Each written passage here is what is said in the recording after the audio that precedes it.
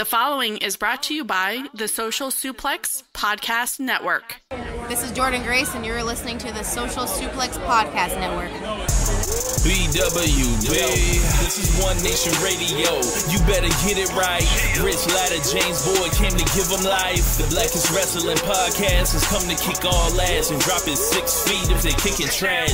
Word, let me welcome y'all to something different. And if you dig it, man, you should let some friends listen. We be getting it in, that's on the regular, dude. Ravish and flow, but this shit rude. See, James don't rap, so I had to break it down. The whole network, man, we coming for the crown. Raps in the columns, I keep them both covered. Making the beats too, so the listeners can bump it. Hit us with the rating, yeah, I'm saying it's a 5. Before you hit it, talk, bob your head side to side. It's One Nation Radio, and this is the beginning. It's Rich, and I'm here with James. It's time to listen to One Nation. We got to unleash the power of the pyramid. This is Mike Sempervive from WrestlingObserver.com. Check me out on Wrestling Observer Live every day. And also check out your boys, Rich and James, on One Nation Radio. This is Kenny Omega. We're listening to One Nation Radio. Check it out, guys. These guys know what's up. Big Kenny Omega fans. That's all that counts to me. Goodbye and good night. Bang. Welcome to the August 1st edition of One Nation Radio. This is your host, Rich, and I am joined back by my co-host, James Boyd. James, welcome back to the show after your time off. What's going on, man? How you been?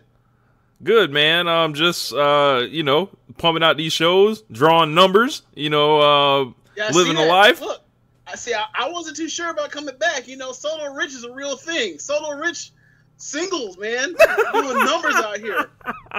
Should be out here.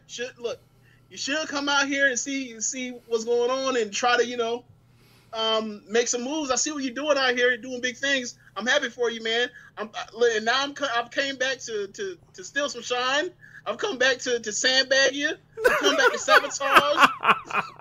I've come back to stick the screws to you. So where do you want to start?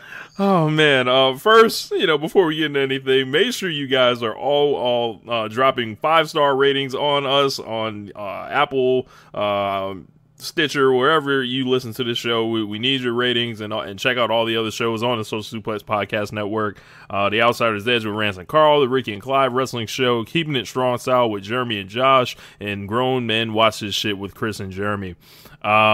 Yeah, man, I was at the show, SmackDown Live in Tampa. Yeah, that's cool. That's cool, but real quick, man, like, you mentioned 5 stars, and I haven't talked to you on air about it, but speaking of 5 stars, I have to award you to James Boyd 5 stars to your rant on Alexa Bliss cashing in and going full damn Levitard, because that was that's one of the all time classics. So yeah, I just had to bring it up to you. For those that that may have heard it even the first time or whatever else, you need to go back and check it out again, because that thing is hilarious. Oh, yeah, man. I appreciate it, man. I was just so angry with that Alexa Bliss thing. I was like, how can I channel this into something that's absolutely hilarious, that gets the point across, and is not something that sounds sexist? And if you look at every single line, there was nothing about the mention that she was a woman, of her hair color, or any type of, thing that may have to do with, like, sexuality or anything like that. This is strictly on performance, and I think, I'll toot my own horn. I think I blew it out the park. Check it out on YouTube. Doing great numbers and all that, if you guys haven't checked that out. But we got a lot to get to today. We're going to be talking about Raw. We're going to talk about SmackDown. We're also going to be talking about Kota Ibushi versus Tomohiro Ishii from the G1, which was absolutely incredible. I have a full match recap. I think James checked out NXT, so we got some thoughts on that. Everything coming soon here on One Nation Radio. First things first, we got to talk about today, James. Roman Reigns versus Brock Lesnar. They are in full sell mode with this, and I just have to say, I don't think I've ever seen a company. I don't think I've ever seen them bend over backward further for somebody or to sell a feud or to try to get someone cheered than they did for Roman Reigns on Monday Night Raw. They bent over so far, they came all the way back around, James. Yeah, man.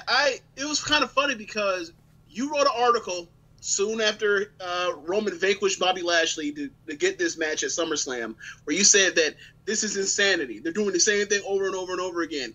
And then, lo and behold, in the opening segment, Paul Heyman comes out and says, "We did this 4 months ago. We've been doing this for 4 years. This is insanity. You're doing it over and over and over. How many times are you going to crack your head against the fucking pavement?" And I just thought it was amazing. Like, Rich, you may as well be writing for WWE. Yeah, I noticed the same thing too when Heyman said that. I was like, oh wow, Heyman read my shit. Okay, so so these are all the things that they did, and I wrote them down. I may be missing some, so James, if you can think of anything else, feel free to jump in and insert. Okay.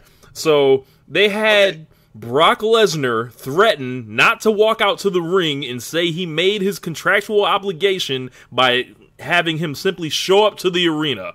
They let Roman Reigns say bitch again.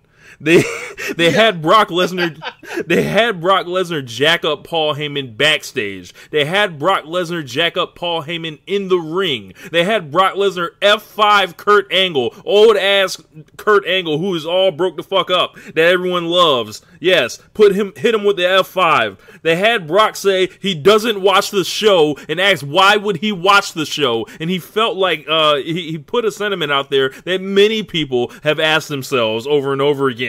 How did you feel when you heard that part, James? When I heard that, I felt two things. I felt, wow, they're really all in on trying to get Brock Lesnar all the go-away heat in the world, and it's almost like they're doing a better version of what they did at WrestleMania. Like this is a better version. Like, they're doing a more effective job of trying to get more people onto Roman's side.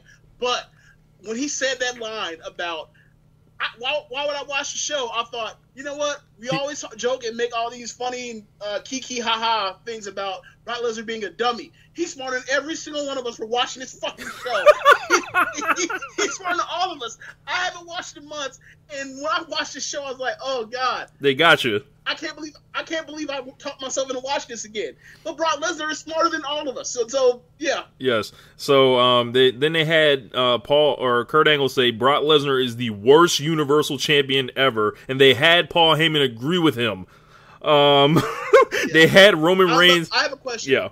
Real quick. Did you think that was more him saying that to get a pop from the crowd, or do you think that was also him saying that because he was trying to side with Angle to try to save his job and that contract? Both. And I also think it was a con, because if you see when Lesnar's music hit, this man Heyman turned around with that evil face. Like, I think this is Brock Lesnar and Paul Heyman's best performance in months. Or years, excuse me. Maybe a full year. Yeah. At least since the beginning of the Goldberg stuff. So from there, earlier in the show, they had Roman Reigns steal on Baron Corbin after he was getting laughed at before getting led away by the police because of Stephanie McMahon. They had Brock say, "Where's my money?" to make him look like this money-grubbing guy, and saying we can sell t-shirts to these fucking marks here in Miami that are going crazy because they came out with a shirt with their fucking city's name on it. And they had Roman Reigns complain about Lesnar never showing up for work, but having plenty of time to go to the UFC to confront Daniel Cormier, and they mentioned him by name. They are promoting UFC on WWE TV in order to get people on Roman Reigns' side, and it all led to some "We Want Roman" chants at the end, and I was flabbergasted. There were also "No, he's not" chants, so don't let it fool you, but they did get those chants. So I just want to say, if they did not get those chants, they should fold the company. So if they had to do all that, this is not any type of victory for them. Or is it a victory for them, James? Like, should they be proud of having to work this hard to get this guy cheered like this? I mean, look, obviously... I know it doesn't matter either way because it happened or whatever, but Yeah, like in a parallel universe, if the 2015 Royal Rumble never happens, this would make Roman Reigns a god, right? This would be like we're making the next transcendent superstar. But we all know what happened. We don't need to go over that again. We know where we are and what caused it to get to this point. I thought they did a really good job all night in making Roman be the guy that, like, if you have any interest in this match whatsoever other than absolutely going to, not watching it like Chad or shitting on it in Brooklyn, to actually that's going to happen. Reigns. I think they did I think this is one of the best nights of television they've done with Roman. Like, this goes up there with the night he signed that contract when he knew he was getting into way over his head against Braun Strowman when he broke the turnbuckle by throwing him into the top turnbuckle and signing that contract. This is up there with the night that he won the title from Sheamus when he punched out Vince. This is up there with after he got screwed out of TLC and beat the holy hell out of Triple H. This was up there one of those, like, they got that dude over for a night and they did a masterful job all night or a whole segment to get him to that point. Now, does that mean that this will transfer over to next week? Fuck no, because we all know what it is. It'll go on for a night, but you have to let's see what they continue to do. If they can keep this up, they might give themselves a 1% chance as opposed to a 0.1% chance. All it is playing percentages. Yeah, Brooklyn is still about to take a full dump on this match. I wouldn't be shocked if that happens. They came out here. I feel like the storyline would be one of the most revered storylines in history if it had literally anyone else but Roman Reigns in it. Like, if this was Seth Rollins having these complaints, if this was Daniel Bryan having these complaints about Brock Lesnar, if this was Finn Balor, if this was somebody other than Roman Reigns, this would be working so much better. And I think that's like the story of the company at this moment. Yeah, and also you mentioned this about the Heyman performance. Like, this was one of the best Brock performances since I don't know when. As far as just actually like being showing some personality. Besides, his music hits, he walks out, he circles the ring, he comes in there with the ring, stands next to Paul. Paul pops him occasionally. He hops around in place, and then leaves. Like, this was like him showing personality. Like, look, I really like let you know I'm full Jay Cutler. Don't care. Yes, I thought that was great, and actually showed like. I don't even care about my manager. Like I've been with Heyman for over a decade. I don't even give a fuck. I'll fire on his ass too. Like I'm that much of a prick. Like, so I thought this was really good work. Yes. Might be the only good thing they did on the show this week. Yeah, it was a storyline that went all throughout the TV, kind of like an Attitude Era type thing. If they could get to that more often, they might have a chance to do better numbers and all that. But this is, I think it's a small victory no matter how you look at it, but they've got 3 weeks to go. They still got to go up the whole East Coast, and they know what's waiting for them in Brooklyn. The next thing we have to talk about here today is Braun Strowman and how they've made him look like a plate full of the finest piss of a... Like, I can't believe they had this man come out here and A, wrestle Jinder Mahal barely, B, lose like a geek on a countout, and C, the most egregious offense of them all, not cash in the Money in the Bank briefcase the first chance he got like he said he would the day after Money in the Bank. James, are you buying into my theory that they have fucked this man again? And they had someone bring it up on the show that that Strowman may cash in on Lesnar.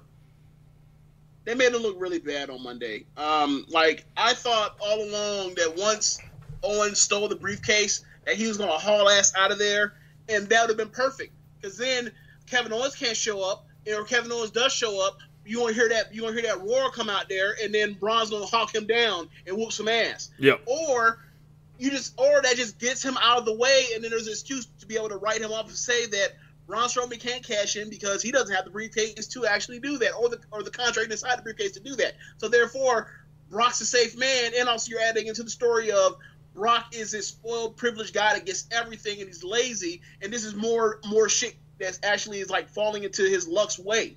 Or falling into place for his luck. So that would have made him even more detestable. They could have had But instead they could have they had a chose- thing where they had Heyman put Owens up to stealing the briefcase so he couldn't cash in. That would have really like put something in there and be like, "Don't you want that briefcase? Case KO?" So yeah, just take it from him. The last time he was out here, he said he was going to cash it in on Brock, and then you explain all that shit away. Yeah, they've been similar to like when the Shield first showed up. You find out that later that like, oh okay, they're in Heyman's pocket. Right. They're the one that's out here, doing favors for CM Punk because they're on the payroll. That'd have been cool, but but instead they decide he said for weeks and weeks and weeks or whatever else that he's going to cash in on Brock the second that man shows up in an arena, like, and then they made him out to be a liar. I mean, back in the 80s, that would have been a big deal. Right, but now it's like nothing fucking matters, James. Nothing ever matters, so nothing. So people might look at it and be like, they could have told a better story with that, but ultimately they're still probably going to watch. But they're going to be less enthused. Like you're just killing enthusiasm. So for the product. Wow. So, there you go. Thanks, guys. Moving on from that, Baron Corbin is the absolute drizzling shits. I don't ever need to see him wrestle on my television again. They came out here and had him do a 20-minute match, James. Was this the week of finessing the live audience? If you paid to go to Monday Night Raw, you didn't sign up for a Baron Corbin match that went 20 minutes. I luckily didn't pay to go to SmackDown Live, but had I done that, I wouldn't have been pleased. I would have felt like I was finessed, for more than my time by seeing a 15-minute Carmella match. But back to the Baron Corbin, bro. Baron Corbin is trash. They had this man doing these chin locks over and over and over again. Every time you came back from commercial, I thought it was a fucking rerun, James. Like I thought like my stream had crashed and something rejiggered or something. But no, this is this same motherfucker trying to do this wear down spot, and while everyone just grounding Finn Balor, the great performer that he is, this guy Finn Balor, he's ruined beyond belief, James. This match reminded me of obviously not as good because he can't lace dude's boots, but this reminded me of 90s Undertaker matches on Raw. Obviously the matches on Raw never went 20 minutes, but if this was a 7-minute match or whatever else, it's the big tall guy beating the living hell out of his opponent, taking 80% or more of the offense the whole entire match, and then who knows what happens after that, but the fact that he took that much of the match, dominated that much of the match, you get one little comeback, and then he just misses, and then Balor just misses move, and then get beat in the middle clean, and then gets ass after the match. It's yo, this dude is out here getting just demolished right now. Not only right now. We've talked about Balor and getting buried and all this kind of stuff. This wasn't as bad as the Kane situation where he just beats AJ Styles and then goes on and loses the next night to Kane, but in 7 minutes clean. It's in the same realm of terrible. Yeah, it's just Balor. What is he even doing? What is he even doing at SummerSlam? He's gonna be on the card. Look, that man fucking around and being catering. 2 years after being the Universal Champion, being the Demon. The Demon ain't nowhere to be found. The dude is coming out there smiling every week, looking like a jackass, even though he loses all the time. I don't know, man. The only thing that Balor has going for him right now is how well moisturized his beard is right now. That's about it. And also, you saw the thing Sheenan. You saw the thing Sheenan. Yes, he's out looking like LeBron. Yes, you dumb. and also the checks is cut. That's the other part that he has going right now. He has a pretty good tan going for him right now too. Yeah. That's it. What else randomly did they have on the show? They had a match with Natalya and Mickie James. Why? Or excuse me, not Mickie James. They had a match with Natalya and Alicia Fox. Right. So does anybody know what happened with that as far as Mickie James? Because I believe she was originally the person that was supposed to be in that match, and then all of a sudden they just audible to Alicia. I thought it was kind of odd. Yeah. I also thought it was pretty interesting considering the history with Alicia and Rousey. Yes. So. If you guys didn't know, there was an incident over WrestleMania weekend where Alicia Fox got into it with Ronda Rousey's husband, supposedly, and like yelled at him, and she pretty much got told, don't show up to WrestleMania, essentially. And now she's in the match, and of course, you know, they never let Alexa wrestle at all, ever, on TV as the champion. They could have given her a win this week against somebody, right? Anyone? Yeah. Is there a baby face for her to fight? I'm not sure, but I'm not letting her beat Ember Moon. Riot Squad, Nia, Sasha, and Bayley are doing their tag thing right now. Yeah, they're kind of. Fuck it, give her a jobber. Fuck it, give her a jobber. They gave give her a jobber. Give her Dana Brooke. Fuck it. I know that match would be bowling shoe ugly, but yeah, real bad. Michael Jackson. Yeah, but do you notice how Kurt Angle is like almost like Teddy Long from SmackDowns of years past, where it's like, you out here acting up. You will go one-on-one with Ronda Rousey next week.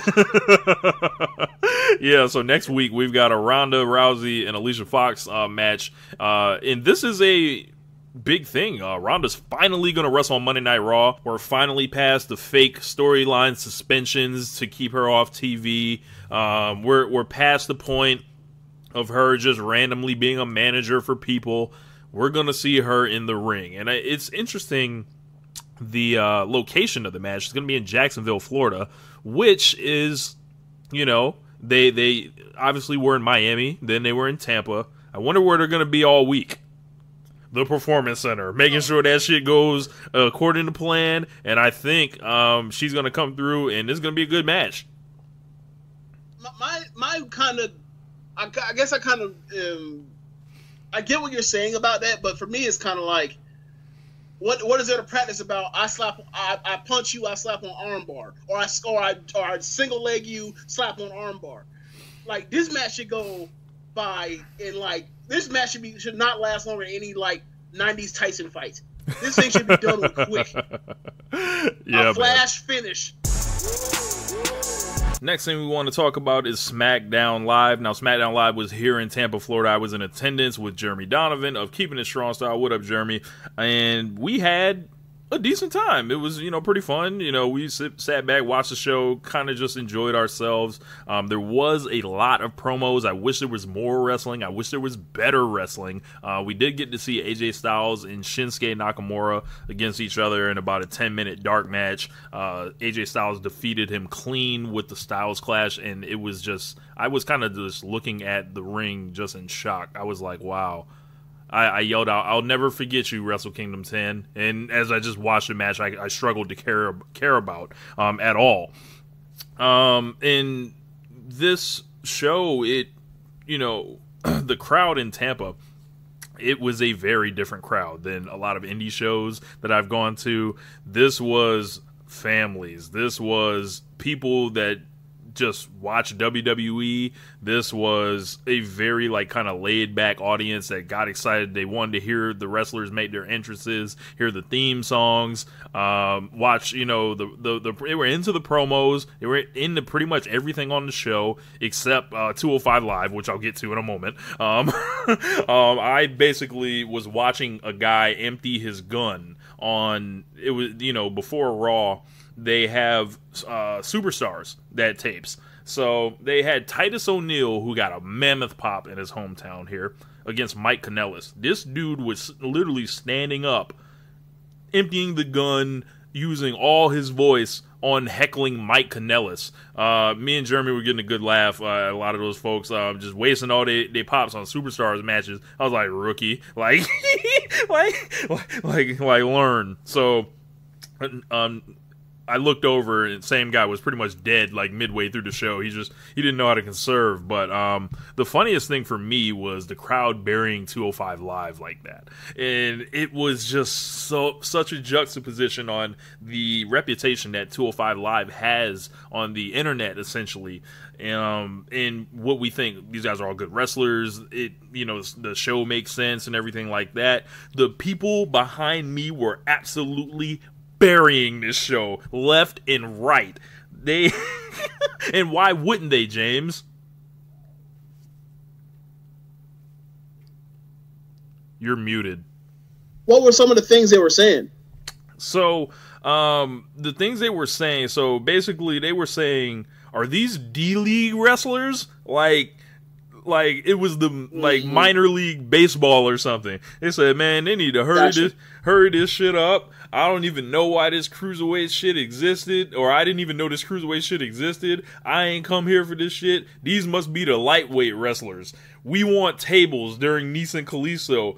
And the main event of the show, Cedric Alexander, who is the champion, who some of them recognize, against Brian Kendrick, got a huge "This is boring" chant all over the section that I was in. And I was just like, this is crazy. And the thing is, like I was saying before, why wouldn't they bury this shit? They have no national TV exposure. They were clowning Leo Rush, saying he looked 4'2".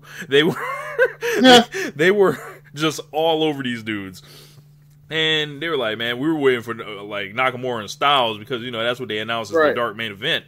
So, but, overall, it was a fun show. I had a decent time. I pretty much still watched it with my critical eye. I didn't get caught up in the moment of just going nuts for entrances, but I watched. And how did it go over on TV, James? Well, I gotta be real frank with you. The guys that are behind you that were out here burying 205 Live, I wasn't exactly like them, but I also wasn't watching 205 Live either. I can only tell you about SmackDown, and I thought the crowd came out as a good crowd during this SmackDown show. Yeah. Especially during the Usos versus Bar match, they were really into that. They were into the Samoa Joe promo. It seemed like they were really into Daniel Bryan and Miz doing the ring versus Jumbotron or Titantron deal, and I thought that they were very respectful to Charlotte and Carmella. So I thought it was a good crowd. Yeah. Now I have a question for you because you know how it is when you watch a WWE television show. What was the hard side? How was our camera side? Looking like the hard cam. What was that looking like? So it looked like the building was about like 85%, maybe 90% full. The hard side had pretty much all the sections covered. There was a few areas tarped off. All the way at the top, there were like 3 sections tarped off. But aside from that, it was a really big crowd. Like they obviously have roots here, like in Tampa. Essentially, like it's a huge wrestling area, and you literally saw like all walks of life. I felt like I saw a little bit of everybody out there. I saw us out there. I saw older folks. I saw families. I saw like wrestling fans. It was a really diverse crowd, in Tampa. So, other than that, this was the show of promos. As I mentioned before, Carmella's reverse excellence. I'm done. I just can't handle it. Everything in the match with her and Charlotte, I felt like it just didn't click. And, the crowd was watching that match. I was like there. I didn't really get a sense of anyone thinking, wow, this is a great match. Like wow, this is really the main event. We paid to watch a 15-minute Carmella match? Fuck. But what did you think of that match, James? I thought it was a good match. I would say if you want to get to rate it, I would say probably like 2 2/4, 2.5. But it's Carmella, and Carmella typically puts out 1-star bangers on pay-per-view. So she's over 100% better. So if you're going by the expectation, it seems as if she can be carried to an average match if she's wrestling perhaps one of the 5 or so greatest American women wrestlers of all time. If she can do that on a consistent basis, she'll be a good wrestler. She'll be an okay wrestler. So that's where we are. So she has to be in the ring with the prodigy of Ric Flair. That's what she has to do to have a good match. So, but honestly, she didn't really remember her fucking anything up. I thought she tried really hard. And I don't really have anything else to say because she's only but so good, and that's where we are right now. But the thing is, if they're gonna have her on TV, even like after past this title reign, she's gonna be on TV. They're gonna give her mic time to do this kind of stuff. She's gonna have to learn how to have matches of that caliber or better. And this is at least a step forward. She's making some progress. Yeah. The big story coming out of this was Charlotte defeating Carmella and earning her way into the triple threat match, and apparently this sent the internet into just a full meltdown. I guess, Charlotte, people are not here for this. This is Becky Lynch's time. I sarcastically made the remark, Becky Lynch never gets a birthday, because she always has to share the spotlight with somebody else. It is now a triple threat match. They're beating Carmella repeatedly on TV while she's the champion, completely ruining and making that title look worse. And is this a situation where she's going to be able to sneak out of SummerSlam with the belt, or is this just like a way to get into this Becky versus Charlotte feud that feels like it is in the oven right now, heating up?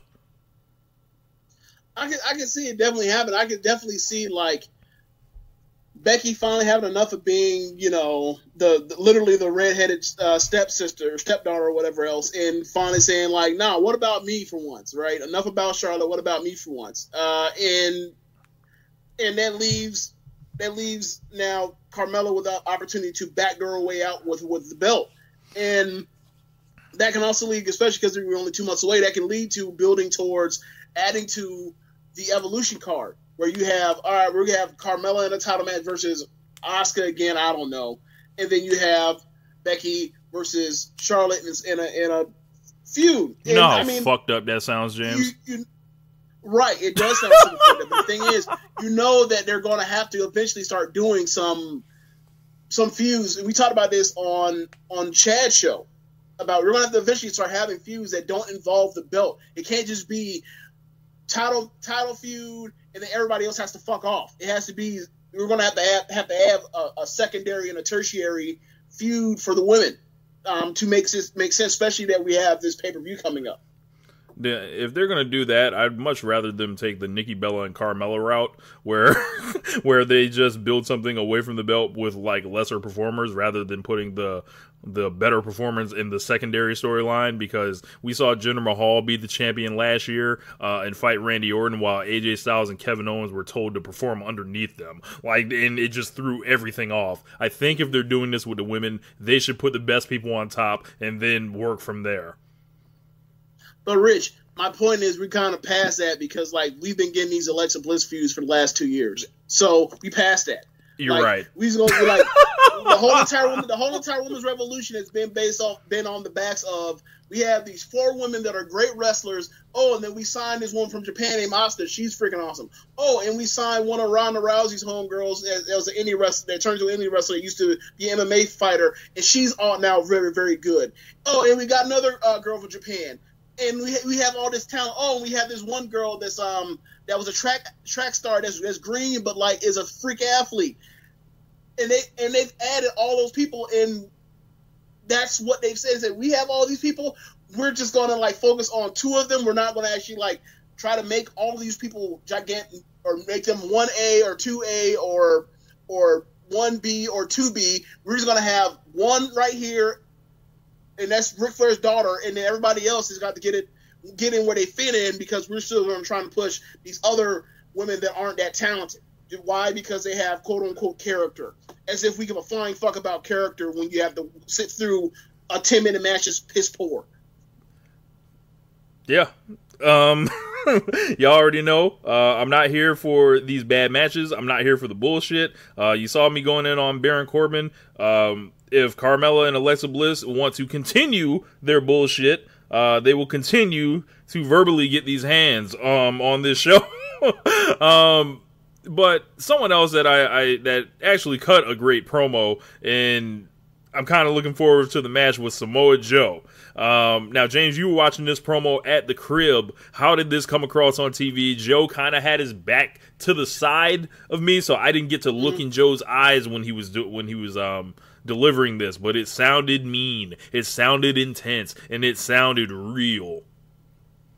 Okay, I guess the best way I can describe it is on the level of excellence of a Samoa Joe promo. Like if 10 is, it was so great that he needs somebody to come out and put a cape over him like he's James Brown because he's sweating and he was that excellent. And that's 10. Samoa Joe needed that damn James Brown cape guy because that dude is just the best promo in the company right now. Like, I believe every word he says, Rich. Even when I know he's lying, I believe it. Like, he's that good.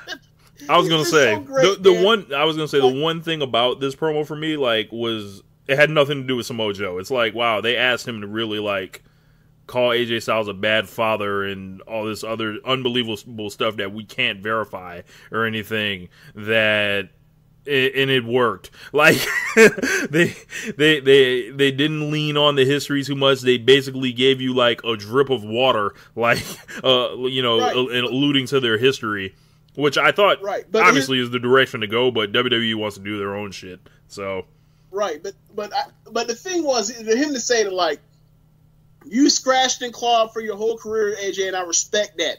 You care so much about your career that everything comes secondary, including your wife and your kids and your family.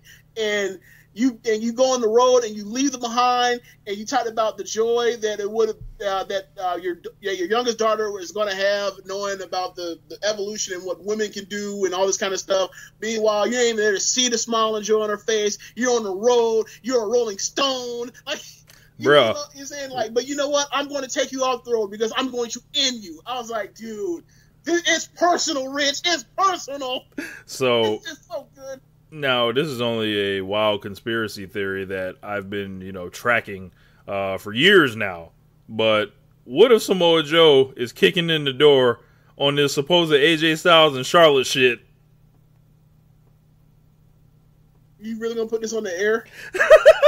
If y'all don't know what I'm talking about, check IG. Yes, I'm doing it, James. Reckless speculation. Yes, absolutely reckless speculation. Yes, I have not verified this with anyone. I have only done Twitter research and Instagram research. But y'all know what it is. Type in AJ Styles and Charlotte on a Twitter search and see what comes back. If Samoa Joe busts this shit open, oh my god! Oh, I can't believe you really gonna leave this on the show. Okay. It's not like you went out there and said, like, even though you've been having some, Charlotte days or some shit like that. He didn't even say nothing like that. He was like, you went on the road because you're so more focused on being on reaching your goals and actually like caring for your family. Like, look, he's saying that. He's saying that man ain't a family man. Let that man pull up an IG and put that shit on the Titantron on the Summer Jam screen. Be like, look at yourself, AJ. Look at you here. Bro, I'll lose my shit if that happens. But the only yeah. I hope you don't ever have to. I hope AJ don't ever phone them to on you. I hope AJ don't ever run up on you. That's all I have to say. Oh man. Daniel Bryan and Miz, they had, I think, the best back and forth of the night, exceeding the women, exceeding, pretty much anything else that happened this week. Until the end, of course. They had to do the wacky shit, but leading up to this, it was nothing but fire from both directions, dishing it out, taking it, and it was a much-needed step up from last week. Where Miz was hiding a child, like, James.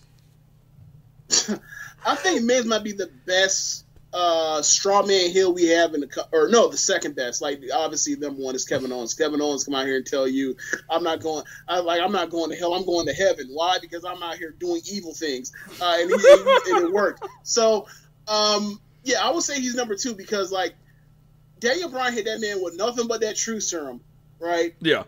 And that shit was burning. He said they called that man soft and a coward, and you out here hiding. hey, you're not showing up to work. Why? Because you're scared of me when I put these hands on you, when I punch you in your face.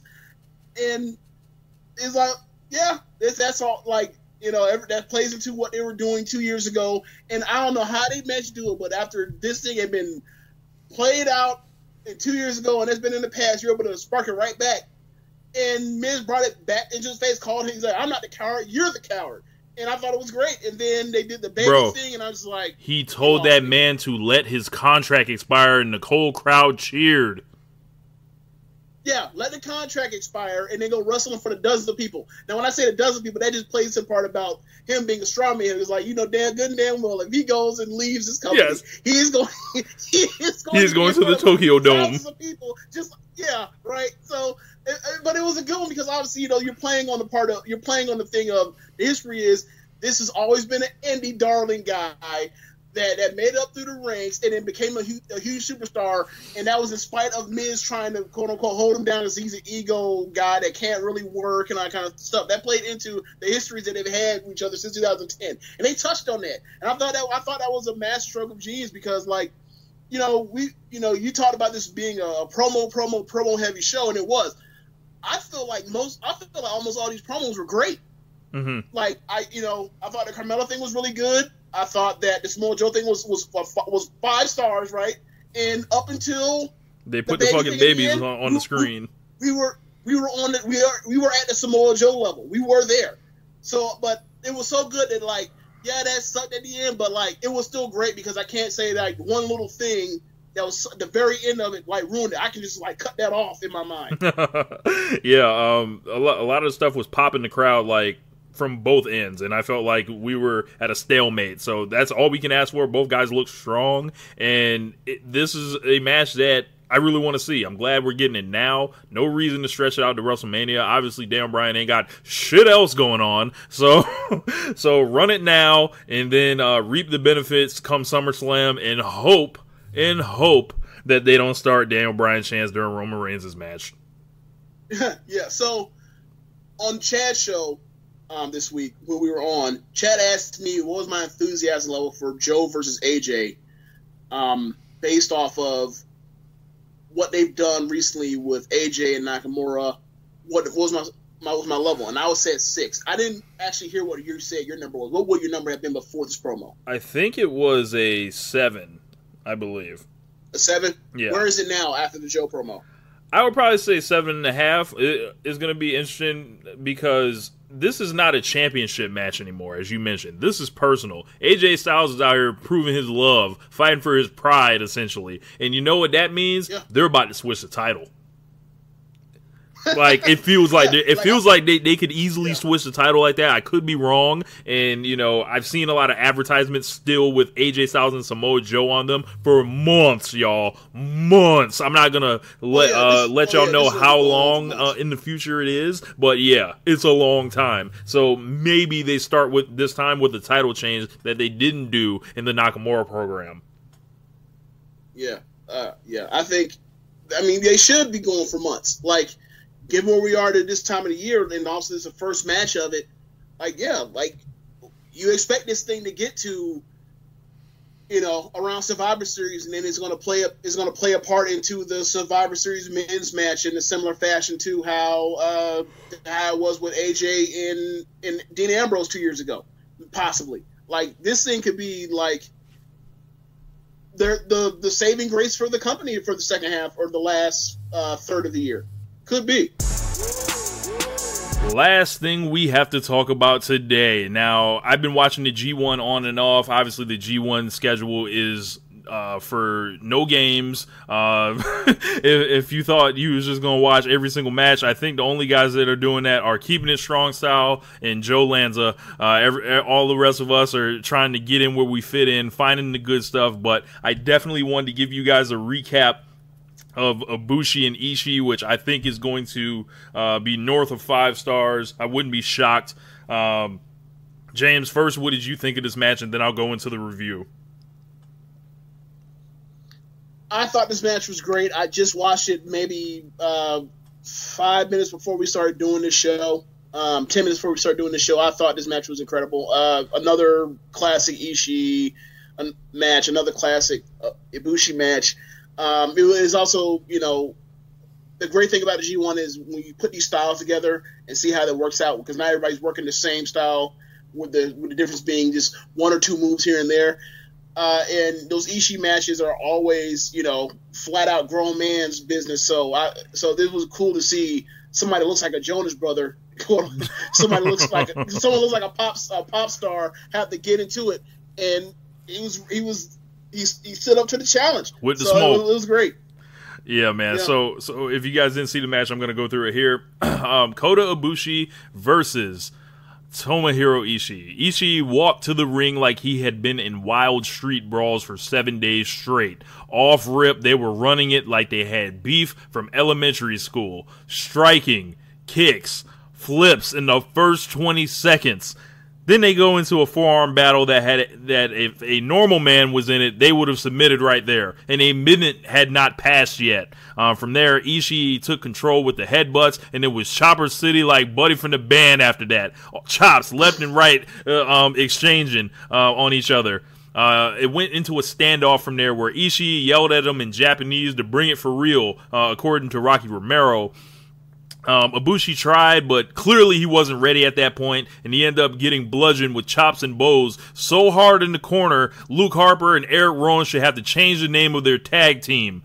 This only seemed to wake Ibushi up. I don't understand. It was like in the old days where they said it takes Greg Valentine a little while to get going. Ibushi got beat on, and it only made him realize, if I do not fight this man, I will die in this ring. And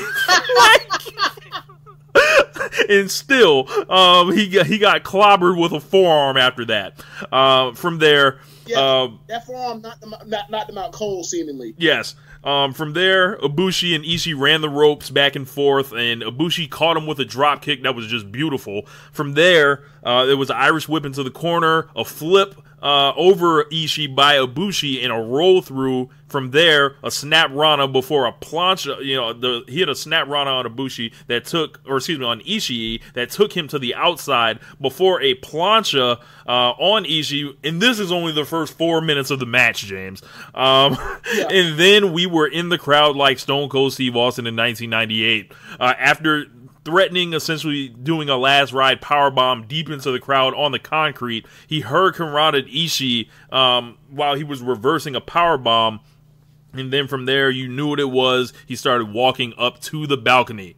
So Ibushi at this point is basically leading a yes chant, and he's standing on top of the balcony on the edge, like just, I imagine covered in sweat at this point and slippery shoes and, everything like that. And he stood on the balcony and the world knew what it was. This man hit an incredible moonsault, and all Rocky Romero could say was, this man had no fear. Back in the ring after that, drop kick to the back of the head from the top rope from Ibushi, and a half suplex for a 2 count. Mid kick. Ishii told him to put some sauce on it. Another mid kick. From there, they were saying this was Ishii's only weakness in the tournament were mid kicks. And from there, Ibushi started giving them the disrespect boots on the top of the head, and at this point, Ishii is like, what the fuck you think this is, bruh? And he stands up and does that classic Tomohiro, it's time, for all the games to stop face. He followed that up by giving him a stalling superplex, and Ibushi rolled through that shit, bruh. He rolled through that shit. Not only did he roll through that, he got hit with a German suplex, and Ibushi rolled through that shit also. He stood up and he had a crazy look in his eye, and Ishii looked like he was in disbelief and charged him. So what happens? He dragon suplexes Ibushi, but he flips and lands on his feet. From there, it was a headbutt, a German suplex, and a roll through by Ishii, a big kick by Ibushi, and they finally both fell down with the delayed cell. This was amazing. From there, they got back up, and it was a slap by Ishii and a combo of forearms, left and right side. From there, Ibushi answered by smacking the fire out of this man, and he lawn darted him into the corner and pushed his neck back, into his shoulders. What neck? Yes. What neck? Well, the one that barely exists. Look, Ishii and Brock Lesnar are alive today because they have no necks. Yes. From there were more disrespect kicks, and all that did, James, was reactivate Ishii. I don't know what that was. It was like, when you fuck off for too long in the old WCW, video games, where the guy get the momentum back. That's what this was. You know what? When I watched this match, I don't know what it is. Guys say that they're really into wrestling and they watch tape, whatever. Apparently, nobody ever scouts Ishii because people always want to come with disrespect, and people seem to forget that disrespect will not be tolerated by Tomohiro Ishii. He will fire up and slap fire through you. Yes. From there, they traded "you ain't shit" slaps that will make Stephanie McMahon blush. I'm talking like 30 of them until Ishii collapses. Ibushi kicked him square in the head, penalty kick style, and Ibushi looks like the biggest badass on the planet at this point. Ishii then took it up another level. Huge chops to the throat with the forearm, and he beat Ibushi like a child. From there, Ibushi gets this sick look on his face, and he stands up. And then Ibushi responded with the most devastating move of the match. He cocked his fist, and he brings it up from Mississippi and punches Ishii square in the fucking throat, and then palm strikes him and lariats him. Wait. Before that, the part that you're forgetting one thing. The exchange right before that, when Ishii was beating the hell out of Ibushi, he was chopping him in the throat. Yes, so I said that. Yes, I said that. Yep. And then he gave him the last ride. Powerbomb, only a 2. From there, Ibushi pulled his knee down like everything up to his knee pad down like everything up to this point was completely ineffective. Ishii reversed the Kamigoye with a head charge to the body, gave him multiple headbutts until Ibushi dropped him with one of his own, and then he German suplexed Ishii for a 2 count. Kamigoye attempt, Ishii leaned back like Fat Joe in 2004 and reversed him into a sunset flip, but did not go for the pin. And he did Ibushi's own fucking move to him. At this point, I knew this shit was insane. Ibushi looks fucking dead, and it looks like he's seeing spirits. Ishii did Ibushi's other move, a powerbomb pin combo for 2. Hit him with a 360 lariat, still kicks out at 2. Ibushi then hit Ishii's brainbuster, and Ishii no-sells it and stands up. From here, Ibushi goes 2 strikes and gets swatted out the air both times. Then Ishii hit the Bad News Brown Ghetto Blaster that rocks Ibushi, but Ibushi responds with a sliding knee to the face since Ishii was already down for a count of fucking 1, James Boyd. What the fuck? From there, it was, back of the head slaps, kick, headbutt, kick, Kamigoye, Ibushi, 1, 2, 3. This isn't a 5-star match. This is at least a 5.75, maybe a 6. This was incredible.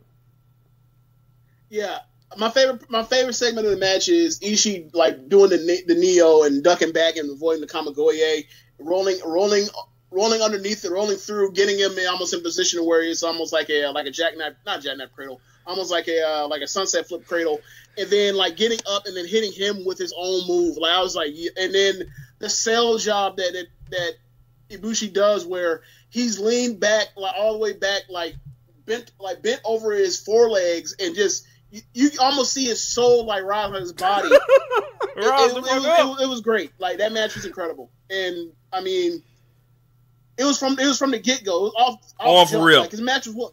How long is the match? It's is it even 20 minutes long? It's 16 minutes. 16 minutes long, and they're just on each other, kicking each other's ass. It was great. Unbelievable. If you guys have not seen that match, hopefully that entertaining review will help you seek that out. It was the July 28th show in the B block. But that's pretty much going to wrap up One Nation Radio for today. Make sure you guys check out all the other shows on the Social Suplex Podcast Network. The Outsider's Edge with Rance and Carl. The Ricky and Clive Wrestling Podcast. Keeping It Strong Style. And Grown Men Watch This Shit. James, you got anything to add before we get up out of here? Nah, I'm back. For now. See, we about to finesse y'all because James out here watching NXT, so we about to have him start talking about NXT. So look out for that over the weekend, and of course check out the columns I've put out recently. wrote one about Randy Orton basically being a legend with no country. You're not really going to find too many vocal Randy Orton super fans out there, and it's just a look at his career that it feels like Randy Orton's Carmelo Anthony right now, bro. And it's just like, I don't know, man. Also, you know, the aforementioned Brock Lesnar Roman Reigns column, and keep checking out One Nation Radio. Make sure you guys seek out that Alexa Bliss rant if you haven't heard it. But we are back in full force, One Nation Radio, and we'll holla at y'all next time. So we up out of here. Peace. Thank you for listening to One Nation Radio. We'll see you next time.